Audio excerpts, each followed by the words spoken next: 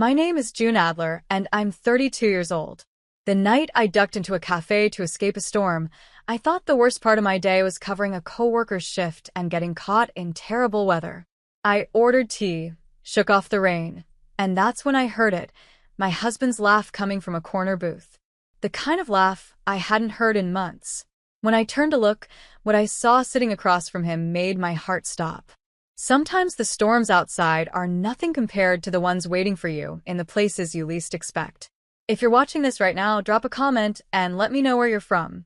And don't forget to hit that like button and subscribe for more stories. I should have been home hours ago. The rain came down in sheets so thick, I could barely see 3 feet past my windshield. The wipers worked frantically, squeaking against the glass in a rhythm that matched my exhaustion. I'd stayed late at the office, covering Sharon's shift because she needed to be home with her husband. Something about an anniversary dinner she couldn't miss. I'd smiled and told her it was fine, that I understood. Now, hunched over my steering wheel, squinting through the downpour, I wondered if anyone would cover for me if I needed them. The storm had rolled in fast, the kind that catches you off guard even when the forecast warned you it was coming. I'd ignored the alerts on my phone, too focused on finishing spreadsheets and answering emails that could have waited until morning. That's how I ended up on the east side of town, far from our house in the suburbs, caught in weather that made driving feel dangerous. My phone buzzed in the cup holder. The screen lit up with my husband's name, David. I reached for it, but my fingers were clumsy from gripping the wheel too tight. By the time I glanced down, the call had already ended. No voicemail notification followed. I told myself he was probably just checking in, maybe wondering when I'd be home. Or maybe he was driving too and had called without thinking. I didn't call back. The rain demanded too much attention. Traffic slowed to a crawl. Brake lights glowed red through the downpour, blurry and distant.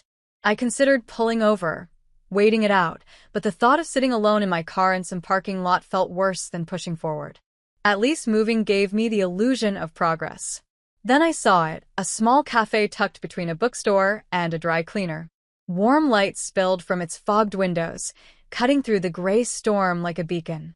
I recognized it immediately, even through the rain. It was the same cafe David and I had stumbled into years ago, back when we first moved to the city.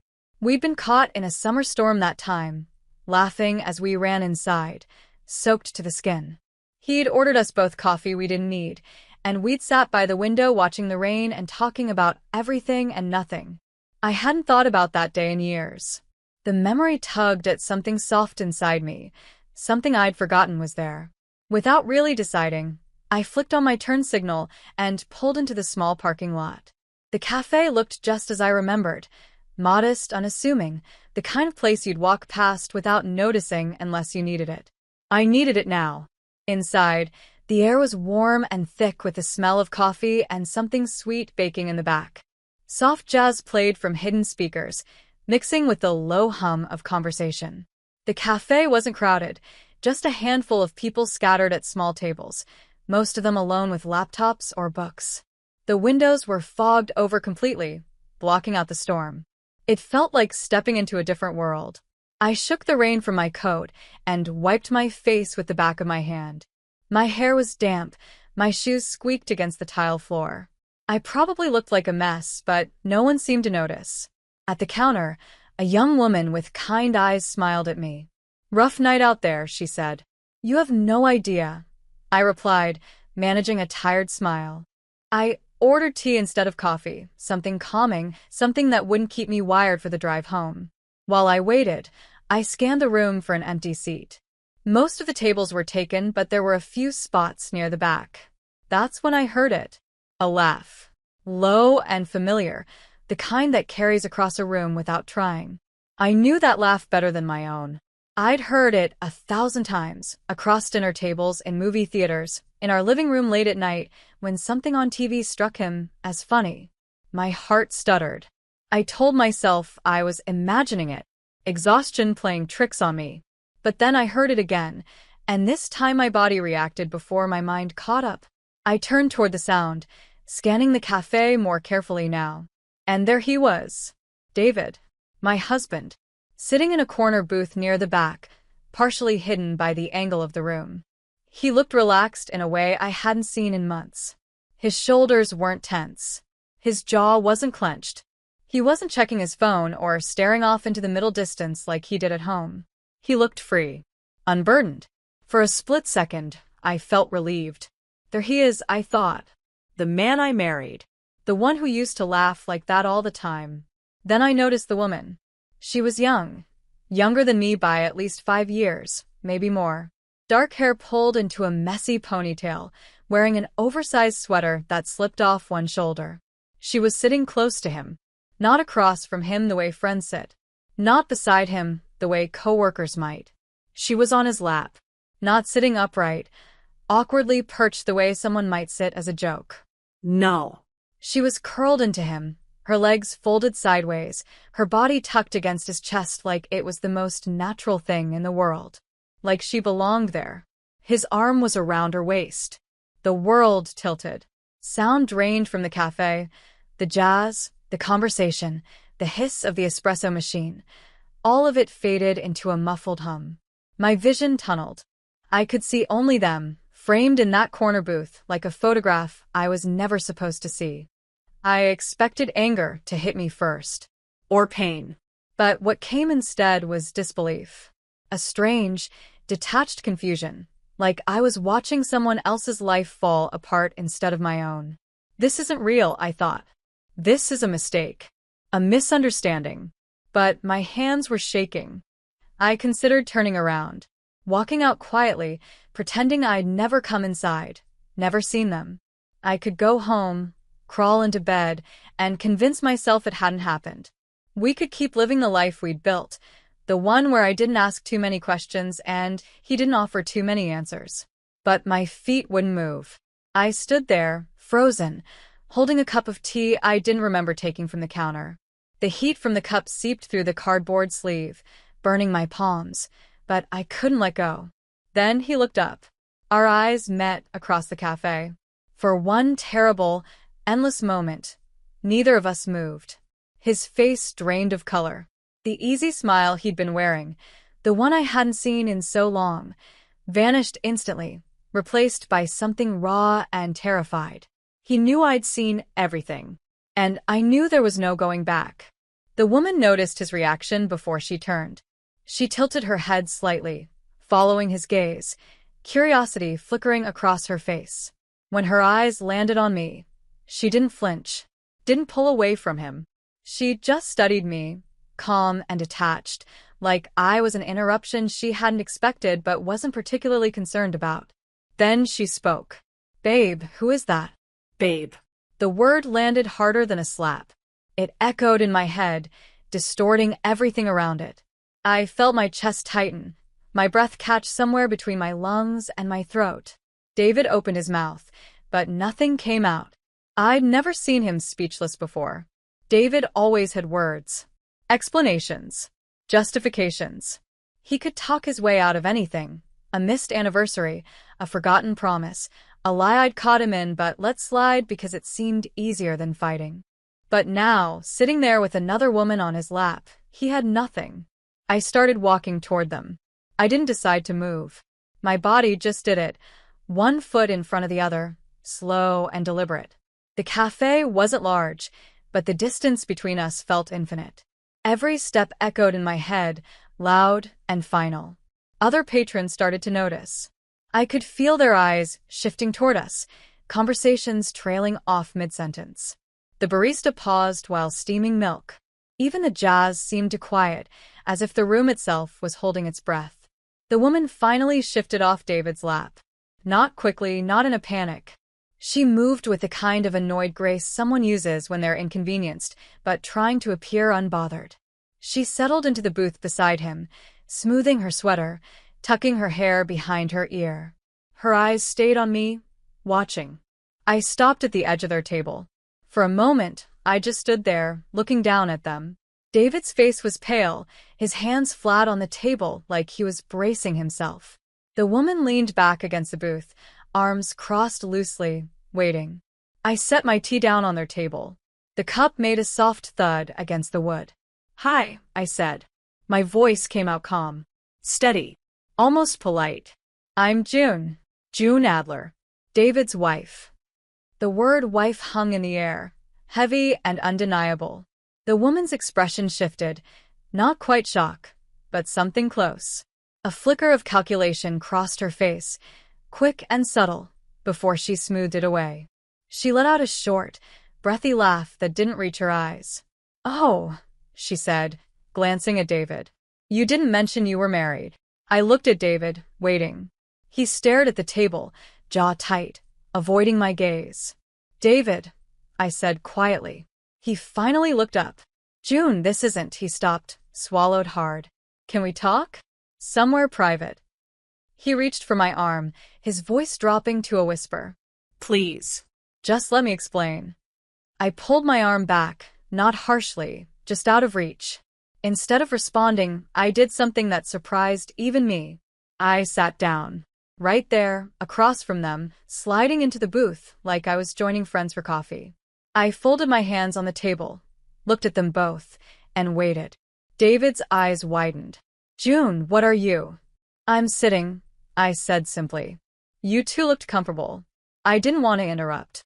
The woman shifted uncomfortably now, her confidence cracking just slightly. She glanced at David, then back at me, clearly unsure how to navigate this. The cafe had gone almost completely silent. I could feel everyone watching, pretending not to watch. The storm outside roared louder, rain hammering against the windows, but inside it felt like the air had been sucked out of the room. David leaned forward, his voice low and urgent. "June, please. Not here. Let's go outside and talk."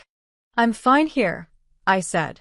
The woman shifted again, uncrossing her arms, placing her hands flat on the table like she was preparing to stand. But she didn't. Something kept her there, maybe curiosity, maybe pride. Maybe she wanted to see how this would play out. I looked at her directly for the first time since sitting down. "How long have you two known each other?" I asked. My tone was conversational, almost friendly. She blinked, caught off guard. She glanced at David, who looked like he wanted to disappear. "A few months," she said finally. "How did you meet?" "Through work," she said a little too quickly. "Just casual. Lunch meetings. Nothing serious." "Lunch meetings," I repeated slowly, nodding. "That's nice. David loves a good lunch meeting." David's hands clenched into fists on the table. "June, stop. This isn't fair." "Fair." The word came out sharper than I intended. I took a breath, forcing my voice back to calm. "You're right. This isn't fair." The woman spoke again, her confidence returning slightly, like she thought she'd found her footing. "Look, I don't know what you think you saw, but I saw you sitting on my husband's lap," I said evenly, like it was the most natural thing in the world. She didn't have an answer for that. I turned my attention back to David. "Late meetings," I said. "Business trips. All those evenings you said you were working late." I paused, watching his face. "How many of those were with her?" "June." "How many, David?" He didn't answer. He just looked at me, his expression somewhere between guilt and frustration, like he resented being cornered. The woman let something slip then, almost without realizing it. "He said you two barely talked anymore. That you were living separate lives." I felt the words hit me, sharp and precise. Not because they weren't true, but because they were. At least partially. "Did he?" I said softly, looking at her. "What else did he say?" She hesitated, suddenly aware she'd said too much. "I just meant—" "No, please," I said, my voice still calm. "I'm genuinely curious." "What else did my husband tell you about our marriage?" David stood abruptly, the movement jarring in the tense stillness. "That's enough. June, we're leaving." Now. I didn't move. I just looked up at him, and for the first time, I saw something I'd never seen before. Fear. Not fear of losing me. Not fear of hurting me. Fear of being exposed. I stood slowly, deliberately, keeping my eyes on him. The woman stayed seated, watching us both with wide eyes, her earlier confidence gone completely. "Thank you," I said quietly, looking at her. "I needed to see this." Then I turned and walked toward the door. I made it 3 steps before David caught up to me. June, wait. His hand closed around my arm. Not rough, but desperate. I stopped, not because he asked me to, but because I wanted to hear what he'd say. What excuse he'd crafted in the 10 seconds it took me to cross the cafe. Please, he said, his voice low and urgent. Just listen to me. I turned to face him. Behind him, I could see the woman still sitting in the booth, watching us with an expression I couldn't quite read. The other patrons had given up pretending not to stare. The barista had abandoned her post entirely, standing frozen with a dish rag in her hands. I'm listening, I said. David glanced around, suddenly aware of the audience. Not here. Let's go outside. Or to the car. Somewhere we can actually talk. We can talk right here. June. Say what you need to say, David. He ran a hand through his hair, a gesture I knew meant he was stalling, buying time to construct the right version of events. I'd seen him do it before, on phone calls with clients, during arguments with his brother, anytime he needed to shape a narrative in his favor. It's not what you think, he said finally. I almost laughed. You're going to have to be more specific. Because what I think is that I just walked into a cafe and found my husband with another woman on his lap. So, unless I'm dramatically misunderstanding the definition of an affair. It's not an affair, he said quickly. Too quickly. Then what is it? He opened his mouth. Closed it. Opened it again. It's complicated. Complicated. I repeated flatly. Yes. It's June, I know how it looks, but how long? What? How long has this been going on? He hesitated just a fraction too long. It's not like that. We're friends. That's all. It got a little blurred tonight, but friends don't sit on each other's laps, David. She was upset, he said, his voice taking on a defensive edge. She's going through something difficult, and I was just being there for her. That's what friends do. I stared at him, waiting for more, for something that might make sense. But he just stood there, his jaw set, his eyes pleading with me to accept this paper-thin explanation. You're lying, I said simply. I'm not. You're lying to me right now in front of all these people, and you can't even do it well. His expression shifted, anger flashing across his face before he suppressed it. You're making a scene? I'm making a scene? The words came out louder than I intended, echoing through the cafe. I walked into a cafe to escape a storm, and I found my husband with another woman. But sure, David. I'm the problem here. Keep your voice down. No. He blinked, thrown off. I'd never refused him like that before. Not outright. Not without softening it with an apology or an explanation. I took a step back, putting space between us. I asked you how long. You didn't answer. Because there's nothing to. She knew something about our house, I said, cutting him off.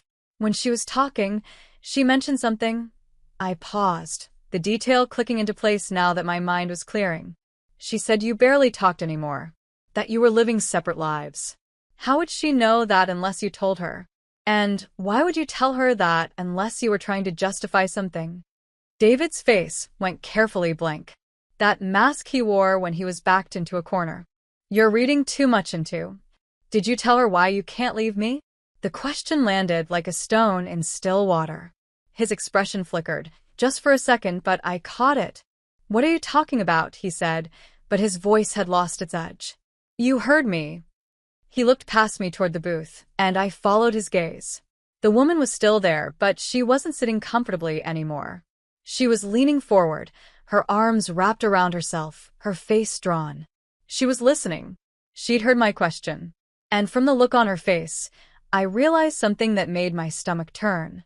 She'd asked him the same thing. I turned back to David. She doesn't know, does she? Whatever you promised her, whatever you told her about us, about your future together, it was a lie. June, you don't understand. Then explain it to me. My voice was quieter now, but harder. Explain why your friend knows about our marriage. Explain why she looks so comfortable with you. Explain why you didn't answer your phone earlier tonight. He went still. What? You called me. Right before I came in here. But you didn't leave a message. I was checking in. You were checking to see where I was. I said, the realization settling cold and heavy in my chest. You wanted to make sure I wasn't nearby. He didn't deny it. He just stood there, caught. I looked at him, really looked at him, and for the first time in our marriage, I didn't recognize the man in front of me. This wasn't the person I'd built a life with. This was someone who'd learned to hide things. Someone who'd gotten good at it. This isn't just tonight, is it? I said softly. June. This isn't new.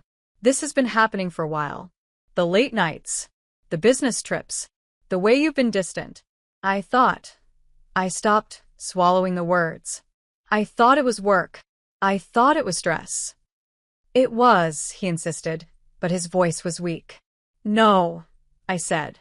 It was her. Behind me, I heard movement, the woman standing, footsteps approaching. She stopped beside David, her arms still wrapped around herself, her face pale. I think I should go, she said quietly. I looked at her, and for a moment, I felt something unexpected. Not anger, not even jealousy, just a strange, sad kind of recognition. She was just as lost in this as I was. Maybe more. Did he tell you he loved you? I asked her. She didn't answer, but her eyes filled with tears. Did he tell you he was going to leave me? That it was just a matter of time? Stop it, David said, his voice sharp now. Stop trying to manipulate. I'm not manipulating anyone, I said, still looking at her. I'm asking her a question. Because I think we both deserve to know the truth. The woman's voice came out small and broken. He said things were complicated. That he needed time. Time, I repeated. For what? She looked at David, but he wouldn't meet her eyes. I turned back to him. What were you waiting for, David? What were you trying to figure out? He said nothing. And, in that silence, I understood. This wasn't a spontaneous affair. This wasn't a mistake that spiraled out of control. This was calculated. Planned. He was waiting for something, some piece to fall into place, some moment when leaving wouldn't cost him too much. He wasn't afraid of losing me. He was afraid of losing something else. Thank you, I said again, this time to both of them. I needed to see this. I walked past them, through the cafe, past the staring faces and the whispered conversations. The barista opened her mouth like she wanted to say something, but I didn't stop. I pushed through the door and back into the storm. The rain hit me like a wall, cold and relentless, but I barely felt it. I fumbled for my keys, my hands shaking so badly I dropped them twice before I managed to unlock the car door. I was halfway into the driver's seat when I heard him calling my name. June. June, wait. I didn't turn around. I pulled the door closed and jammed the key into the ignition. But he was faster than I expected. He appeared at my window, knocking on the glass, his hair already soaked, water streaming down his face. Please, he shouted over the storm. Just give me 5 minutes. 5 minutes to explain. I sat there, engine running, hands gripping the steering wheel. Every instinct told me to drive away, to leave him standing there in the rain. But something made me hesitate. Maybe it was the 10 years we'd spent together. Maybe it was the memory of who we used to be. Or maybe I just needed to hear what he'd say when he didn't have an audience. I lowered the window an inch. Explain what? I said, my voice barely audible over the rain. Everything, he said desperately. Just, can I get in? Please? We can talk properly. I can make you understand. Understand what? That you've been cheating on me. It's not. He stopped himself, seemed to recalibrate. Yes. Okay. Yes. I messed up. I know I did. But it's not what you think. She doesn't mean anything to me. I swear. It was a mistake. A stupid mistake. She doesn't mean anything. I repeated, my voice hollow. Does she know that? I don't care what he caught himself again, running a hand over his wet face. I care about you. About us. About saving our marriage. Our marriage. I let out a sound that might have been a laugh. When did you start caring about that? I've always cared. Don't. The word came out sharp. Don't you dare lie to me right now. He pressed his palms against the window, leaning closer. I'm not lying. June, I love you. I know I haven't shown it well, I know I've been distant, but did you ever plan to tell me? The question stopped him cold. What? About her? About whatever this is. Did you ever plan to tell me? Or were you just going to keep doing this until… I stopped, the rest of the sentence catching in my throat. Until what, David? Until she got tired of waiting? Until I found out on my own? Until you figured out which one of us was the better option? It's not like that. Then what is it like? He opened his mouth, but no explanation came. Just the same helpless, trapped expression he'd worn in the cafe. And that's when I understood. He wasn't afraid of losing me. He was afraid of being exposed. Afraid of what would happen when people found out. Afraid of how it would look, what it would cost him. Not emotionally. Practically. You're not sorry you did this, I said quietly, the realization settling over me with a strange calm. You're sorry I found out. That's not true. Get away from my car, David. June, please. Get away from my car. He stared at me through the rain-streaked window, and for a moment, I thought he might refuse. Might stand there arguing until I had no choice but to listen. But then he stepped back.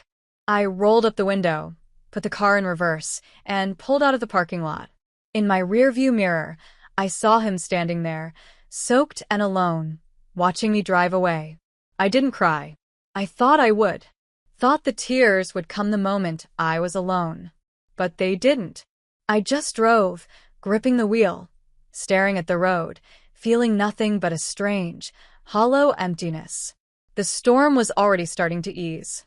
The rain lightened to a steady drizzle, and visibility improved. I could see the road clearly now, the headlights cutting through the darkness. I drove on autopilot, not really paying attention to where I was going, just moving forward because stopping felt impossible. Then I remembered something. A detail from months ago. Small at the time, easy to dismiss. David had asked me to sign some papers, something about refinancing the house, updating our insurance. He'd handed me a stack of documents, pointed to the signature lines, and I'd signed without reading them carefully. I trusted him.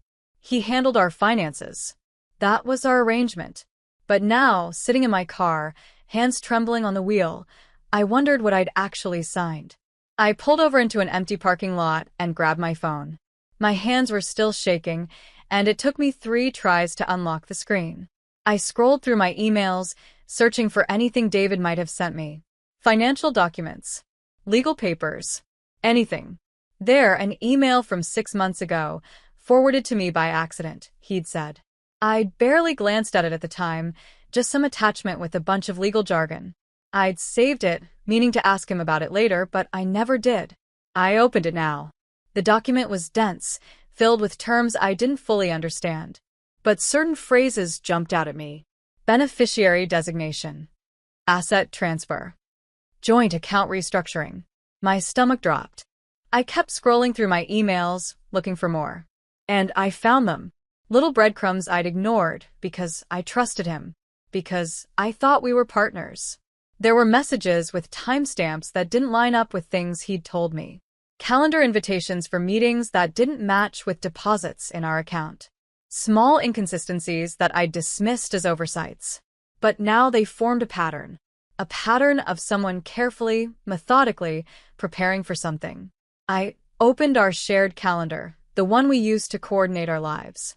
David's schedule was meticulously maintained, color-coded, detailed, every appointment and meeting logged. I started cross-referencing, comparing his calendar to our bank statements, to the emails I'd found. And that's when I saw it. Meetings that had no corresponding income. Time blocked out for work that didn't align with any projects he'd mentioned. Gaps that made no sense unless he was doing something he didn't want me to know about. Or unless he was with someone he didn't want me to know about. I sat there in my car, rain pattering softly against the roof, and felt something shift inside me. Not anger. Not grief. Clarity. This betrayal was deeper than I'd realized. It wasn't just emotional. It wasn't just physical. It was calculated. And if David had been this careful about hiding her, if he'd been this strategic about managing his time, his money, his story, then what else had he been planning? What else didn't I know? I started the car again and drove home with a new resolve. Not to confront him, not to forgive him, but to understand everything.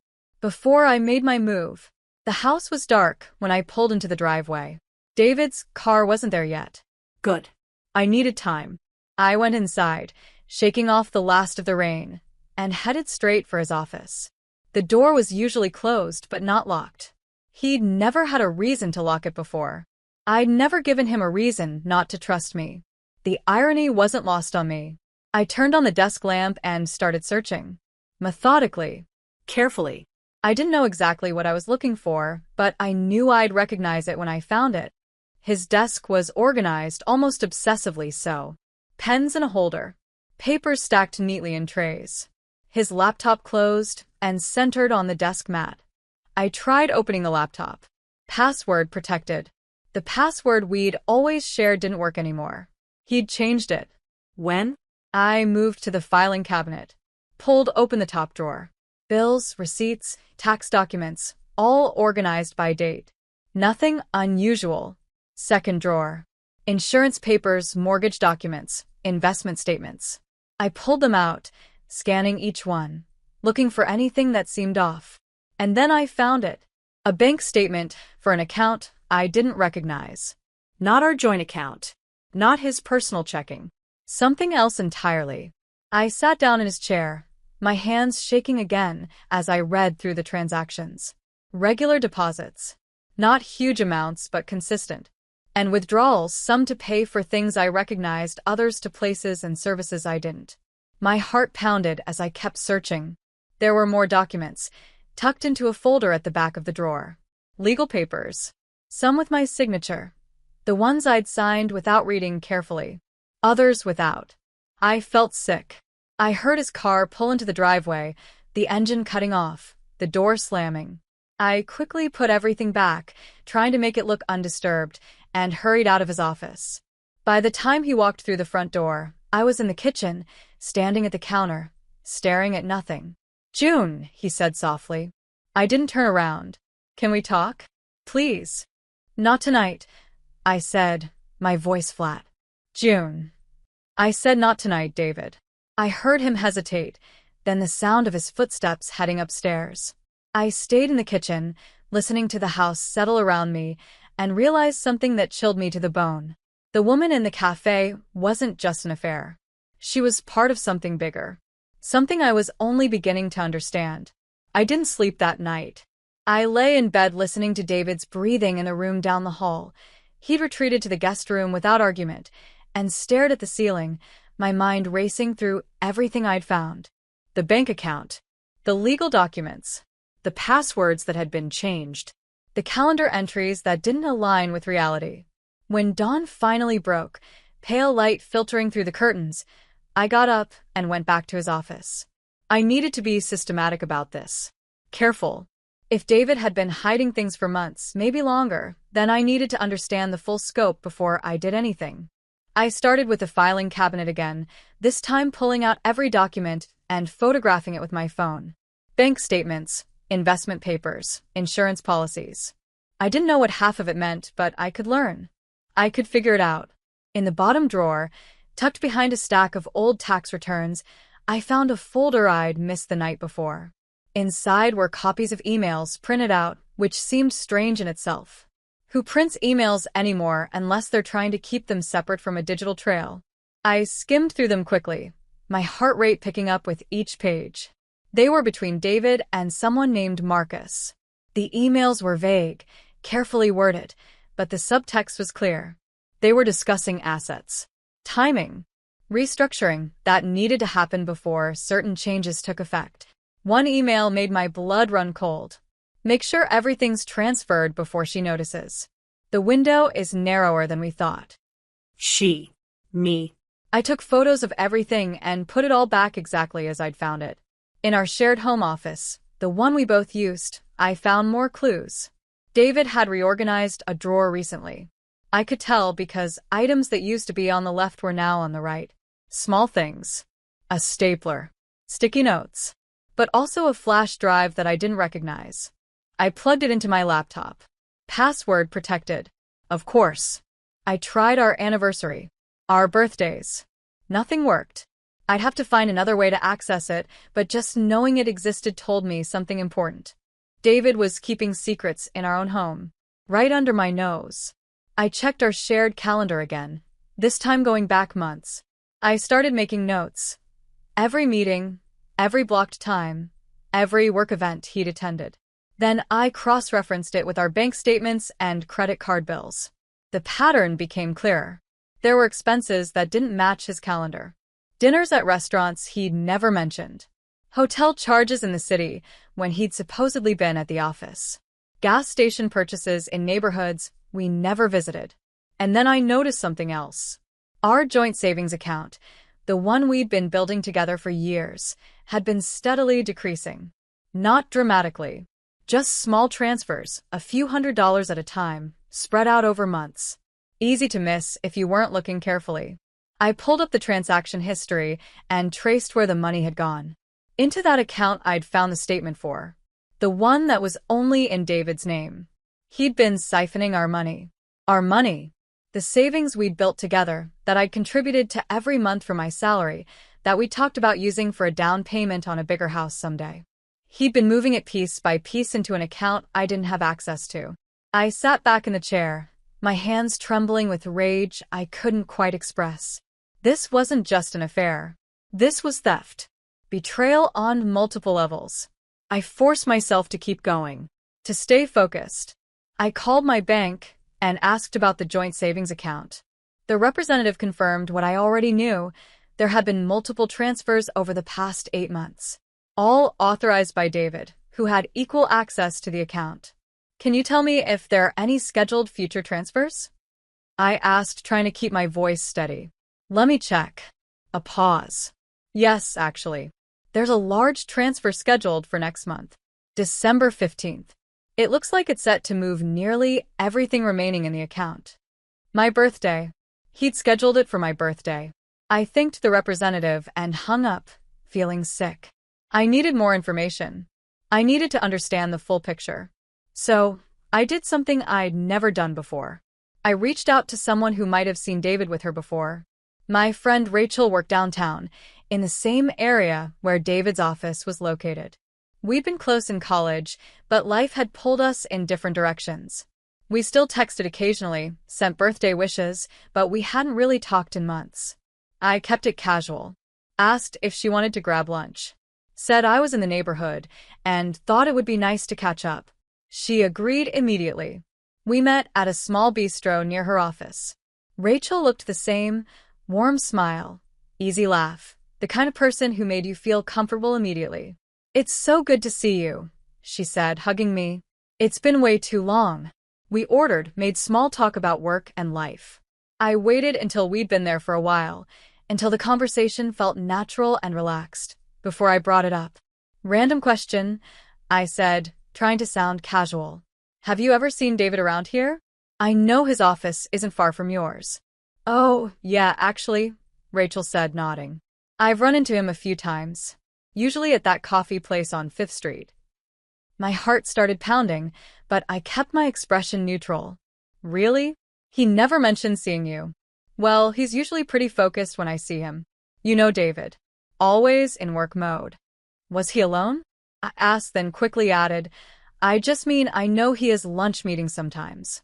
Clients and stuff. Rachel hesitated, and I saw something flicker across her face. Uncertainty. Maybe discomfort. Actually, she said slowly, the last couple times I saw him, he was with someone. A woman. I figured it was a coworker or something. What did she look like? Rachel's expression shifted. She was picking up on something in my tone, in the tension I couldn't quite hide. June, she said carefully. Is everything okay? Just curious, I said, but my voice cracked slightly. Rachel reached across the table and took my hand. Dark hair. Younger. They seemed close. I nodded, my throat tight. How close?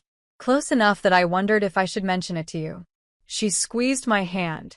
But I didn't want to assume anything. I didn't want to cause problems if there was an innocent explanation. There isn't, I said quietly. Rachel's face fell. Oh, June. I'm so sorry. It's not your fault. I took a breath, pulling myself together. How many times did you see them? At least 3 or 4 times over the past few months. Always at that same coffee place. They looked comfortable together. Familiar. So, it wasn't just the cafe where I'd found them. They had regular places. Routines. This had been going on for a while. I thanked Rachel and promised to tell her more later, but I needed to process everything first. She understood and made me promise to call if I needed anything. When I got home that evening, David was already there. He'd cooked dinner, something he rarely did anymore. The kitchen smelled like garlic and herbs, and he'd set the table for 2. He was trying. I thought we could have a nice dinner, he said when I walked in. Just the 2 of us. Talk things through. I wanted to scream at him, to throw everything I'd learned in his face. But I didn't. That's nice, I said instead, setting down my bag. We sat across from each other at the dining table, the same table where we'd shared thousands of meals over the years. He served me pasta, poured wine, and tried to make conversation. I watched him perform. That's what it was. A performance. Every smile carefully calibrated. Every question designed to sound concerned without actually addressing what had happened. He didn't mention the cafe. Didn't mention her. Just talked about work, asked about my day, acted like everything was normal. And I realized something that made my skin crawl. He was good at this. Really good. This wasn't the first time he'd lied to me. It was just the first time I'd caught him. How many other times had he sat across from me like this, performing concern, performing love, while hiding things I didn't even know to look for? June, he said softly, reaching across the table for my hand. I know things have been difficult lately, but I want to fix this. I want us to get back to how we used to be. I looked at his hand covering mine, felt the weight of his wedding ring against my skin. How we used to be, I repeated. When was that exactly? He blinked, thrown by the question. Before things got complicated. Complicated, I said. Is that what we're calling it? I just mean, he stopped, recalibrating. I know I've made mistakes, but I love you. That hasn't changed. I pulled my hand away gently. What's her name? What? The woman in the cafe. What's her name? His jaw tightened. That's not important. It is to me. June, I don't think. Her name, David. He stared at me for a long moment, and I could see him weighing his options. Finally, he said, Melissa. Melissa. Now she had a name. Now she was real in a way she hadn't been before. How long have you known her? June. How long? 9 months, he said quietly. 9 months. Almost a year. A year of lies. A year of him coming home to me while building something else with someone else. And you love her, I said. Not a question. No. I told you she doesn't.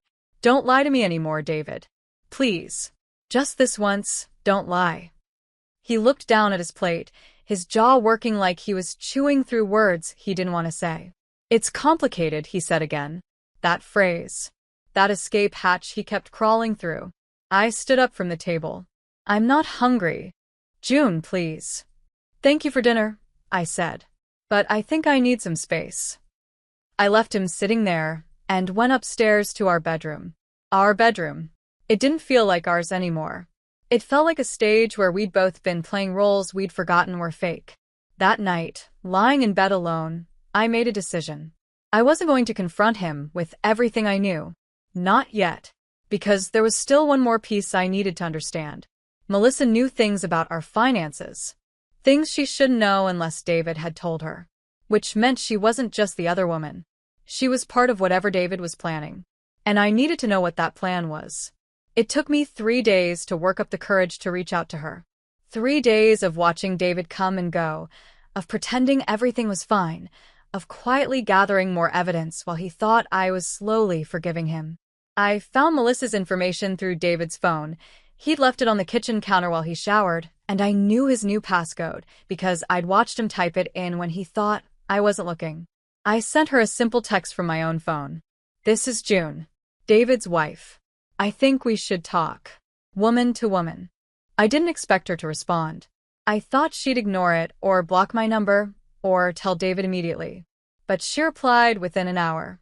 When and where? We agreed to meet at a neutral location, a small park on the other side of town, far from anywhere either of us might run into David. I got there early and sat on a bench facing the entrance. The weather had cleared since the storm, but the air still felt heavy, like another one was brewing. When Melissa arrived, I recognized her immediately. She looked different in daylight, younger than I'd thought, maybe mid-20s. She wore jeans and an oversized jacket, her hair pulled back in a ponytail. Without the cafe's dim lighting, she looked tired, uncertain. She sat down on the other end of the bench, keeping distance between us. For a long moment, neither of us spoke. Thank you for coming, I said finally. She nodded, but didn't look at me. I wasn't sure if I should, but you did. Yeah. She pulled her jacket tighter. I don't know. I figured you deserved answers. Or something. Do you have answers? I asked. She finally looked at me then, her eyes searching my face. Some. Maybe not the ones you want. Tell me what you know, I said. Please. Melissa took a breath. David told me your marriage was over. That you two were together in name only, living separate lives, just waiting for the right time to make it official. And you believed him. Yes. She said it simply, without defensiveness. He was convincing. He said you both knew it was over, but it was complicated because of finances and family, and I don't know. It sounded reasonable. People stay in dead marriages all the time. Our marriage isn't dead, I said quietly. I know that now. We sat in silence for a moment. A jogger passed by. A dog barked somewhere in the distance. How did you meet? I asked. At a conference. Some business thing downtown. He was charming. Funny. We started talking and it just happened. She paused. He asked for my number. I gave it to him. We started having lunch together. Coffee. It was casual at first. Then it became more. When did it become more? Around 6 months ago, she said. That's when he told me about you. About the marriage situation. 6 months. He'd waited 3 months to tell her I existed. 3 months of letting her believe he was available, free, hers. What else did he tell you? I asked. Melissa hesitated, picking at a loose thread on her jacket. He said you two had separate finances mostly. That you were planning to separate quietly. That he just needed to get some things in order first. My stomach dropped. What things? I don't know exactly. Legal stuff. Financial stuff. He made it sound like he was protecting you somehow. Making sure everything was fair before you went your separate ways. Protecting me, I repeated, my voice hollow. That's what he said. Melissa looked at me now, and I saw genuine confusion in her eyes. Was he lying about that too? He's been moving our money, I said. Our joint savings. Into an account only he can access.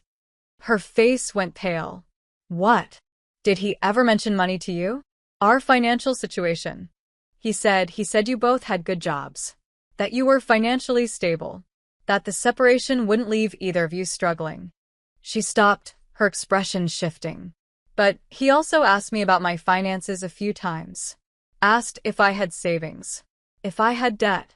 I thought he was just getting to know me, but what? But it felt oddly specific. Like he was taking inventory. A cold feeling settled in my chest. Did he ever ask you for money? No. Nothing like that. She paused. But he did suggest I put some money aside. Said it was smart to have an emergency fund that no one else knew about. I thought he was giving me financial advice. When did he suggest that? About 2 months ago. 2 months. Around the same time he'd scheduled that large transfer from our joint account. Melissa, I said carefully, did David ever introduce you to his friends? His family? Take you anywhere you might be seen together? No. She said it quickly. He said we needed to be discreet. That it would be messy if people found out before the separation was final. He kept everything very private. Did you ever go to his house? She shook her head. He said it would be disrespectful to you. That even though you were separating, You still lived there and deserved privacy. I almost laughed. The thoughtfulness of it. The careful boundaries he'd established to keep his two lives from colliding. He showed me pictures, though, Melissa continued, of the house. The neighborhood. Said once everything was settled, maybe we could find a place together. He showed you my house, I said flatly. Your house. Right. She looked down at her hands. God, I sound so stupid. You're not stupid, I said, and I meant it. You're not the one who lied. But I should have questioned him more. Should have wondered why he never wanted to be seen in public. Why everything was always so secretive. He gave you reasons. Good ones, probably. Yeah. Her voice cracked slightly. He did. We sat quietly for a moment. The sun had started to set, casting long shadows across the park. Can I ask you something? Melissa said. Go ahead. The night at the cafe. When you saw us. Did you know before that? Did you suspect? No, I admitted. I had no idea. So we both found out the same night that everything was a lie. I looked at her, really looked at her, and saw something I hadn't expected. Not an adversary. Not someone trying to steal my husband. Just another person who'd been lied to. Who'd been used. Did you love him? I asked.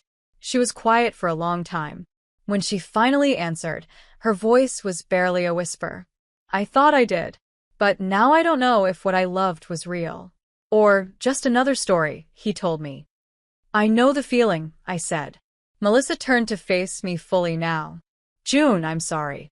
I know that doesn't change anything, but I am. If I'd known, if I'd had any idea he was lying about your marriage, I never would have. I believe you, I said. What are you going to do? She asked. I don't know yet, but I'm trying to understand everything first, before I make any decisions. She nodded slowly. The financial stuff you mentioned, the money he's been moving. You think he was planning something, don't you? Yes. What? I think he was planning to leave me, I said.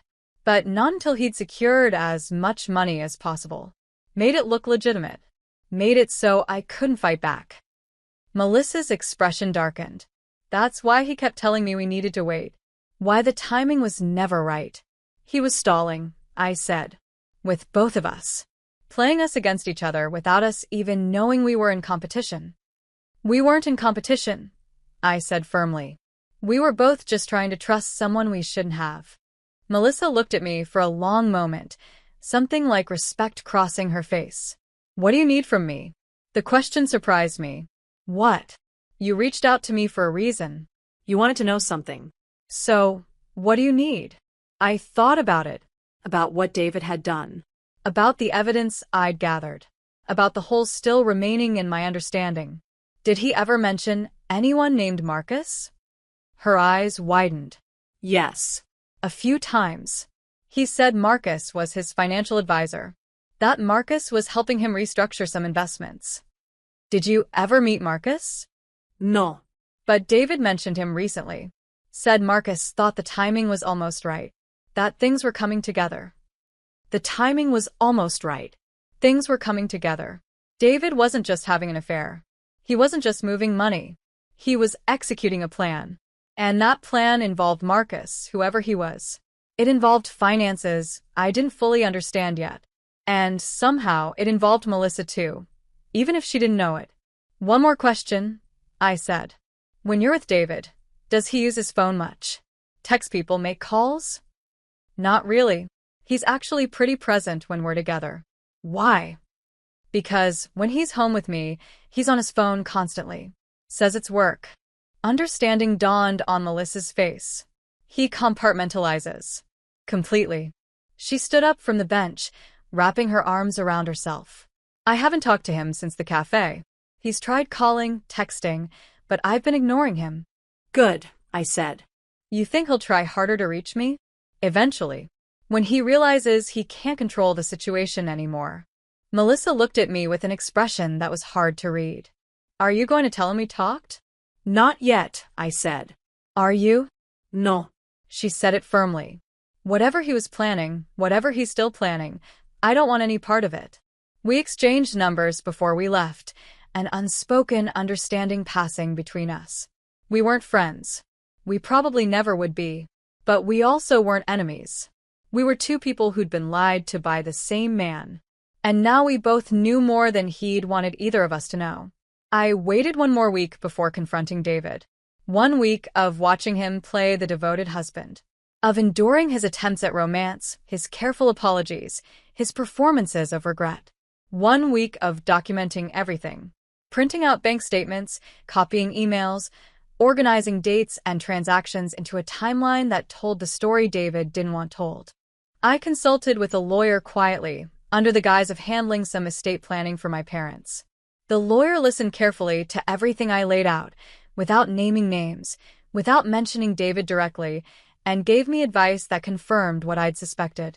What David had done wasn't just morally wrong. It was legally questionable, possibly fraudulent, depending on how things unfolded. The lawyer gave me steps to take, protections to put in place. I followed every instruction carefully. And then, on a Sunday evening when I knew David had nowhere to be, I laid everything out on the dining room table. He came home from a run, another new habit he'd picked up, probably spending time with Melissa, and found me sitting there, surrounded by documents. June. He stopped in the doorway, confusion crossing his face. What's all this? Sit down, David. Something in my tone made him freeze. Made him actually look at what was on the table. I watched the color drain from his face as he recognized what he was seeing. Where did you get? Seat. Down. He sat, his eyes darting across the papers, his mind clearly racing to construct a defense. I didn't give him time to build one. Bank statements, I said, pointing to the first stack. Showing transfers from our joint savings into an account only you can access. 8 months of steady withdrawals. Small amounts at first, then larger. All leading up to a scheduled transfer on December 15th, my birthday, that would have cleaned out most of what remained. June, I can explain. Emails, I continued, pointing to the next stack. Between you and Marcus Chen, your so-called financial advisor. Discussing asset protection strategies and timing windows and making sure everything's transferred before she notices. She being me. David's mouth opened, but no sound came out. Calendar entries, I went on. Your meetings that don't align with actual work. Lunch appointments with Melissa that you logged as client meetings. Hotel charges for nights you said you were working late at the office. You've been going through my things, he said, his voice rising. You've been spying on me. You've been stealing from me. I cut him off. From us. From our shared life. I haven't stolen anything. Then explain these transfers. Explain why you moved our money without discussing it with me. He ran his hands through his hair, a gesture I'd seen 1,000 times when he was stressed. But this time it didn't evoke sympathy. Just cold observation. I was protecting us, he said finally. Protecting our assets. From what? From market volatility. From David. Stop lying. He looked at me then, really looked at me, and I saw something shift in his expression. The mask of concern, of remorse, cracked slightly. You talked to her, he said. You talked to Melissa. I did. What did she tell you? That you told her our marriage was over. That we were separating. That you just needed time to get things in order. It wasn't. That you showed her pictures of her house. That you talked about a future together. That you asked about her finances. His jaw clenched. She had no right. She had every right, I said. Just like I have every right to know what my husband has been planning. I haven't been planning anything, he insisted. You're making this into something it's not. I pulled out another document. The one I'd been saving. Legal papers, I said. Filed 3 months ago. A trust restructuring that would give you sole control of certain assets in the event of a divorce. Assets that were supposed to be jointly owned. His face went completely white. I signed these. I continued. You told me they were for estate planning. For tax purposes. You rushed me through them, said we needed to file before the end of the quarter. Those were legitimate. They were designed to protect you. Not us. You. To make sure that when you left, when you filed for divorce, you'd walk away with more than you should. David stood abruptly, his chair scraping against the floor. This is insane. You're twisting everything, making me look like some kind of criminal. Were you planning to file for divorce? I asked calmly. What? Simple question. Were you planning to leave me? He stared at me, his chest heaving, and for the first time since I'd known him, he had no answer ready. When were you going to do it? I pressed. After the big transfer went through? After you'd secured everything you could? Or were you going to wait until Melissa got tired of waiting and forced her hand? You don't understand. Then make me understand, David. Please. I'm begging you. Give me one honest answer. He turned away from me, gripping the back of the chair. When he spoke, his voice was different. Harder. Colder. You weren't supposed to find out like this. The words hung in the air between us. So it's true, I said. All of it. I was trying to do this the right way, he said, still not looking at me. I was trying to make sure we both walked away okay. That neither of us got hurt. By lying to me? By stealing our money? By building a whole separate life behind my back. I wasn't stealing. What would you call it? He spun around then, and for the first time, I saw real anger in his face. Not panic. Not remorse. Anger. I built our life, he said. I worked 60-hour weeks. I brought in the bigger salary. I made the investments that grew our savings. So yes, I moved some money around. I protected what I earned. We earned. I corrected. We built. We saved. Together. You don't get it, he said. You never got it. I've been carrying this marriage for years. Carrying you. The words hit like a physical blow. Carrying me, I repeated. I didn't mean. No, say it. Say what you really think. He looked at me, and something ugly passed across his face. Fine. You want honesty? I've been unhappy for a long time. I stayed because it was easier than leaving. Because I didn't want to be the bad guy. But then I met Melissa, and she made me remember what it felt like to actually want to be with someone. So you decided to leave, I said. But not until you'd taken everything you could. I wasn't taking everything.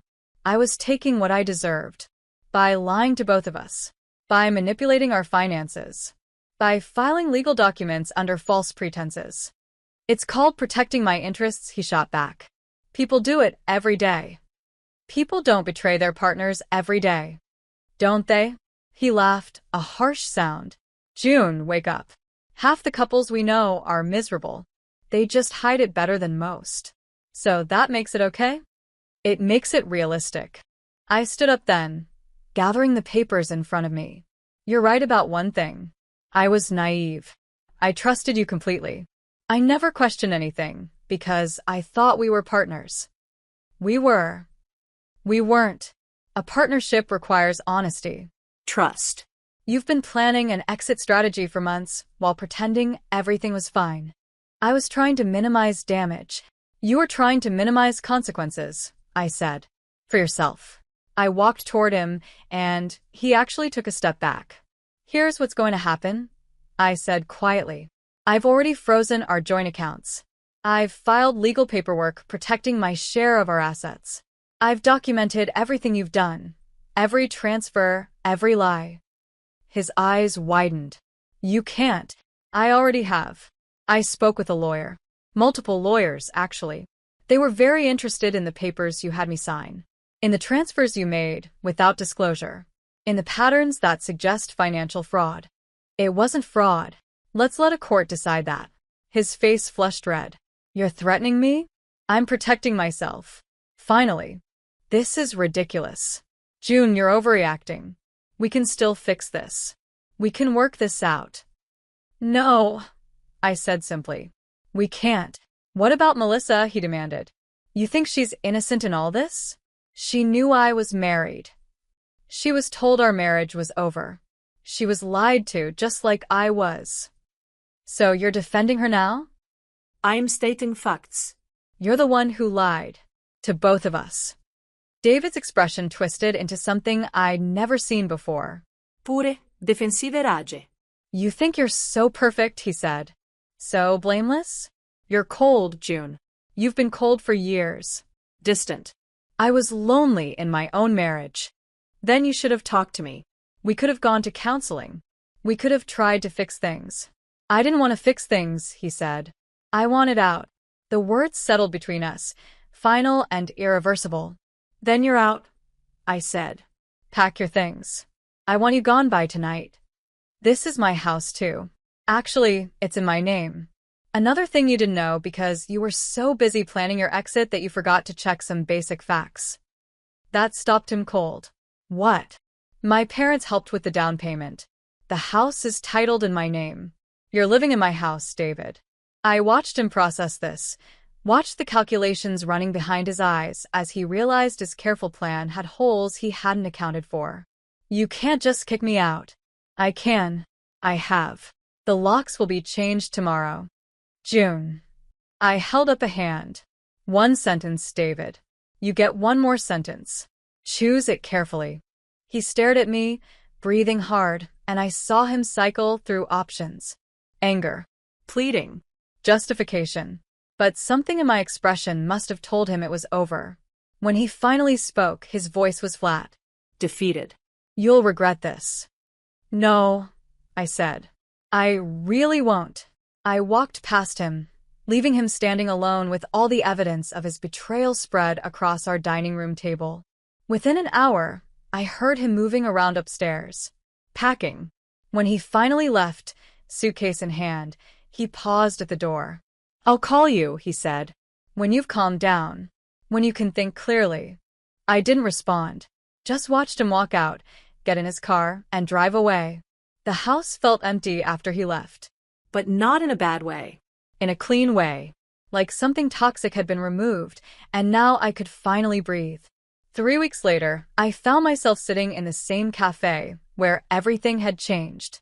The storm had long since passed, leaving behind clear skies and crisp winter air. Sunlight streamed through the windows, warm and golden, transforming the space into something completely different from the shadowy refuge I'd stumbled into that rainy night. I ordered the same tea I'd ordered before. Found a table near the window instead of the corner booth where I'd found David and Melissa.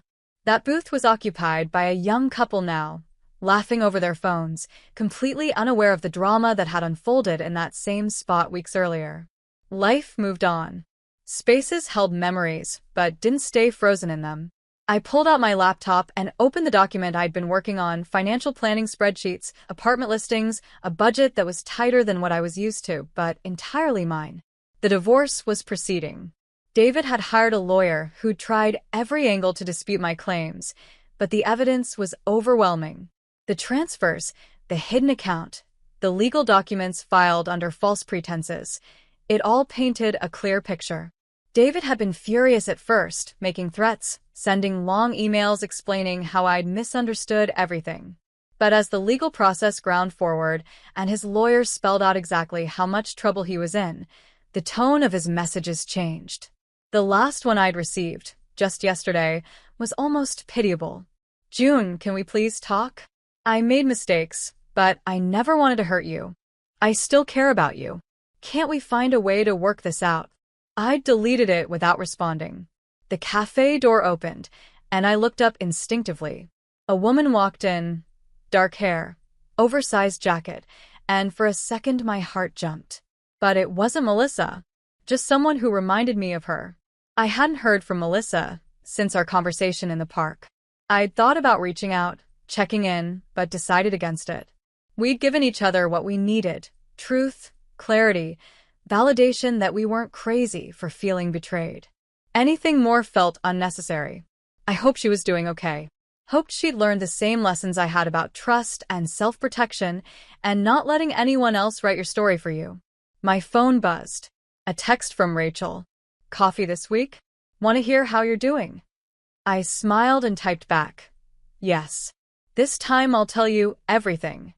Over the past 3 weeks, I'd been learning things about myself I'd forgotten. I was stronger than I'd thought. More capable. I'd spent so many years deferring to David, letting him handle finances and major decisions, that I'd convinced myself I needed him for those things. But I didn't. I'd frozen accounts, filed legal paperwork, consulted lawyers, and restructured my entire financial life without his input. And I'd done it well. The house was mine now, truly mine, though I was considering selling it. Too many memories. Too many rooms that echoed with conversations that turned out to be lies. I'd been looking at apartments downtown. Smaller spaces. Places where I could start fresh. Build something new that was just mine. My parents had been supportive in their own careful way. They'd never particularly liked David, I'd realized. They'd just been too polite to say anything. "We trust your judgment," they'd always said when I'd asked their opinion of him. Now my mom said things like, "You deserve someone who doesn't make you question your own reality." And my dad, blunt as always, had simply said, "Good riddance." Work had been a refuge. My colleagues knew something had happened. I'd been distracted, taking phone calls from lawyers, leaving early for meetings that had nothing to do with our projects. But they'd been kind about it, covering for me the way I'd covered for Sharon that night. The night that had changed everything. If I hadn't stayed late for Sharon, if the storm hadn't hit, if I hadn't pulled into that cafe parking lot, I would still be living the lie, still trusting David, still signing documents I didn't read, and believing stories that didn't add up. Part of me wished I'd never found out, that I could have kept living in ignorant comfort, never knowing what was happening behind my back. But that part was getting smaller every day. The truth had hurt. God, it had hurt, but the alternative would have been worse. David's careful plan would have eventually come to fruition. He would have left when the timing was right for him, having secured as much money as possible, leaving me blindsided and powerless. At least now I had agency, knowledge, control over my own life. The barista called out someone's order, and I glanced up. The same woman who'd been working that stormy night. She caught my eye and smiled, a small gesture of recognition.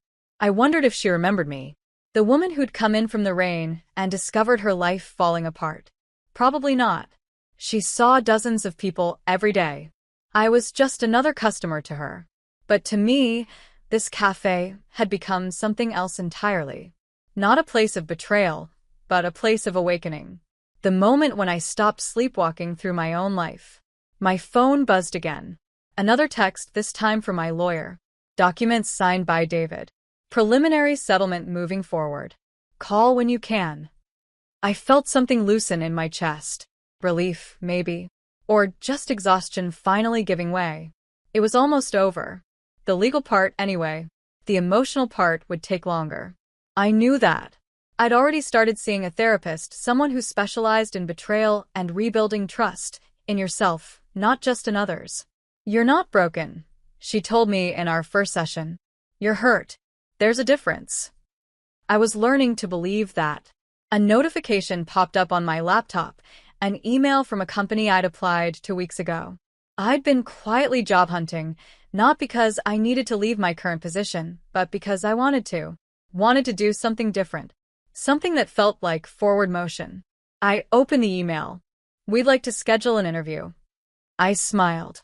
Actually smiled. A real one that reached my eyes and felt genuine. Progress. Small but real. I spent another hour in the cafe, working on my laptop, sipping tea that had gone lukewarm, watching people come and go. A mother with a toddler.